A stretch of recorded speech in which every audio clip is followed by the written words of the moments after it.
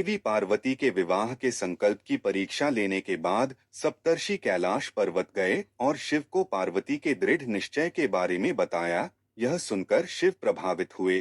तब शिव ने सोचा कि अब समय आ गया है कि वे स्वयं पार्वती की परीक्षा लें। इस प्रकार उन्होंने एक वृद्ध तपस्वी का रूप धारण कर लिया। पार्वती इस बात से अभिभूत थीं कि अभी भी शिव का हृदय नहीं पिघला है, और उन्होंने सोचा कि देवी सती की तरह उनका यह शरीर भी शिव के वामांग बैठने के योग्य नहीं है। उन्होंने एक चिता जलाई और उसमें प्रवेश करने ही वाली थी, किंतु चिता की अग्नि बुझ गई और वृद्ध तपस्वी उनके सामने आ गया। वृद्ध तपस्वी ने पार्वती से पूछा, वह क्या पाने के लिए इतनी कठोर तपस्या कर रही है? पार्वती ने उत्तर दिया, परम शिव को प्राप्त करने के लिए। यह सुनकर वृद्ध तपस्वी ने कहा, शिव ऐसी तपस्या के योग्य नहीं हैं।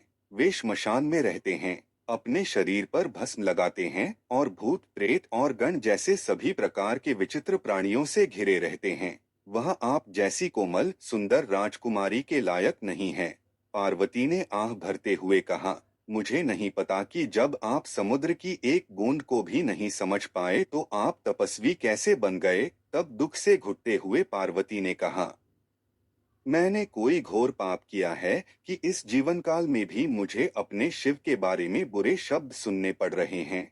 फिर पार्वती अपनी कुटिया की ओर जाने के लिए मुड़ी, किंतु किसी ने उनका हाथ पकड़ लिया। वह पीछे मुड़ी और उन्हें आश्चर्य हुआ कि भगवान शिव उनके ठीक सामने खड़े थे। इस प्रकार देवी पार्वती ब्रह्मचारिणी, तपस्विनी, योगिनी के रूप में शिव को प्राप्त करती हैं।